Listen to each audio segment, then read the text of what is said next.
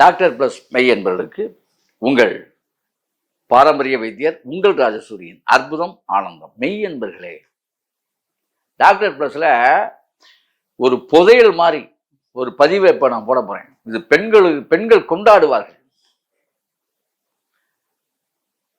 திண்டாடி கொண்டிருக்கக்கூடிய பெண்கள் கொண்டாடுவார்கள். எதுக்கு? சில பெண்களுக்கு பாவம், வெளியிலே சொல்ல முடியாதவங்க, தேவையில்லாத இடங்கள்ல முடி முளைச்சிடும்.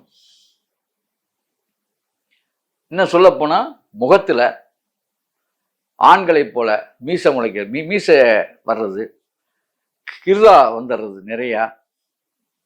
ஆண்களுக்கு போல மீசை, அந்த தாடியெல்லாம் பல இடங்கள்ல வர்றது, கை கால்கள்ல முடி பயங்கரமா வர்றது, ஆம்பளை மாதிரி. அந்த பெண்மையை குலைக்கக்கூடிய மாதிரி இந்த முடி வந்து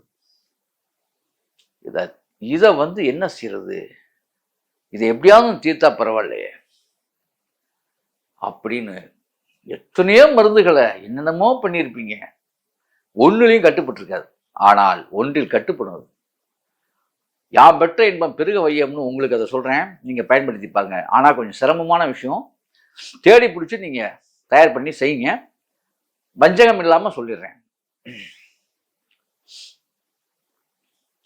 கல்குறிஞ்சி வேர்னு அதுக்கு பேர். கல்குறிஞ்சி செடினே அதுக்கு செடி பேரு.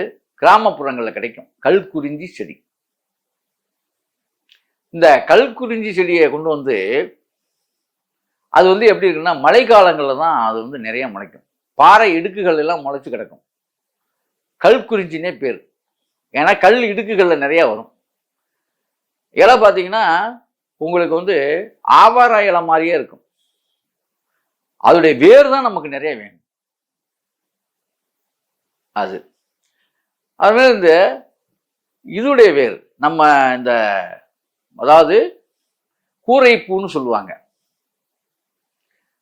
இந்த பொங்கல் அன்னைக்கு நீங்க வெள்ளையா ஆவாரம்பூவோட சேர்த்து இதுல சொருவி வைப்பீங்க கூரைப்பூ. அந்த கூரைப்பூ செடின்னு சொல்றது அதுடைய வேர். இந்த இரண்டு வேர்களும் சம அளவு ஒரு 1/4 கிலோ எடுத்துக்கணும். 1/4 கிலோ போதும், 200 கிராம் வேர் போதும். நல்லா ஒரு பிடிச்சபடி இருக்கும். இதை நிழல் காய்ச்சலை போட்டு நல்லா காய வச்சு 10 நாள் கழிச்சு நல்லா இடிச்சிடணும், தூளாக்கிடணும். அதை தூளாக்கிட்டு இதுல வெங்காரம்னு கடையில் இருக்க இந்த திஷ்டிக்கெல்லாம் கட்டி விடுவீங்க. அந்த காலத்துல வந்து இந்த முகச்சவரம் செய்யக்கூடிய சவர தொழிலாளர்கள்லாம் அவங்கெல்லாம் வந்து வெங்காரத்தை வந்து தடவுவாங்க. அப்பெல்லாம் கல், அதான் வெங்காரம். இந்த வெங்காரத்தை பொடித்து இதோட சேர்க்கணும். அந்த காலத்தில் நாடக நடிகர்கள்லாம் இதை பயன்படுத்தி வழக்கம். ஏன்னா அந்த புருவ முடி வேண்டான்னு சொல்லி, ஏன்னா நாடக நடிகர்களுக்கு புருவ முடி இருக்காது. இப்பெல்லாம் கேஸ் போட்டுருவாங்க. அன்றைய காலத்துல, சங்க காலத்துல புருவ முடி எடுத்துட்டா எப்படி வேணாலும் தன்னை மாத்திக்கலாம். நடிகர்கள் அப்படி தன்னை மாற்றி வச்சிருந்துருக்காங்க அந்த காலத்துல. அதுக்கு இந்த அரிதாரத்தோட இந்த விஷயங்களை பயன்படுத்துவாங்களாம். அப்ப இந்த வெங்கார பொடியும் அதை சேர்த்துக்கணும். சேர்த்து இதெல்லாம் ஒன்னா பொடியாக்கி வச்சுக்கிட்டு இதுல வந்து கேளிநங்கி அப்படின்னு தமிழ் பேர் கொண்ட ஒரு சரக்கு இருக்கு. கேளிநங்கின்னு அதுக்கு பேர். கேள் இணங்கி, அதாவது கேழ்வரகு செடி எப்படி இருக்கோ அந்த மாதிரி அந்த செடி இருக்கும். அந்த செடியோட தலையை அதில் சேர்க்கணும். அவ்வளோதாங்க. அந்த தலையோட செடியை சேர்த்துட்டு இதில் எலுமிச்சம்பழ சாத்துல நல்லா இதை பிணைஞ்சு எந்தெந்த இடத்துல அப்படியே தடவிட்டீங்கன்னா 1 மணி நேரத்தில் அப்படியே வெளியாகிடும். இந்த பவுடர் வந்து 1 மணி நேரத்தில் வெளியாக்கிடும். சில பேர்த்துக்கு வந்து ஓரிரு நாட்கள் கூட ஆகும். ஆனால் அதிகபட்சமாக 2 நாள் தான் டைமே. 2 நாளில் வந்து முடி அப்படியே பட்டு போல அப்படியே நைஸ் ஆயிரும். அந்த இடத்துல முடி முளைக்காது.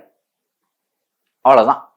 ஆனால் இதை செய்வது, இந்த மாதிரி உங்களால் செய்ய முடிஞ்சால் செஞ்சு நீங்கள் பயன்பெறலாம். இந்த முடி வந்து உதிரும். எல்லா இடத்துலையும் நீங்கள் எப்படி செஞ்சாலும் முடி உதிரும். அரிதாரத்தில் ஒரு வகை. அரிதாரம் தான் பழைய நாடக நடிகர்கள் பயன்படுத்தக்கூடிய அரிதாரம் போன்றது தான் இது.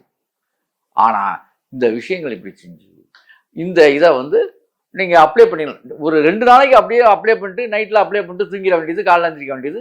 சில பேருக்குலாம் அன்றைக்கே போயிடும். சில பேருக்கு மட்டும் உடல் வாகுப்படி. ஆனா 2 நாட்கள்ல எப்படிப்பட்ட ஆளுக்கும் போயிடும். ஆண்களே உடம்புல தடவுனா டோட்டலா எந்த முடியுமே இருக்காது, வலுவலுன்னு ஆயிரும்.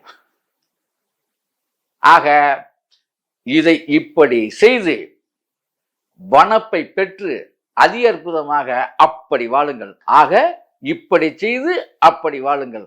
அற்புதம், ஆனந்தம்.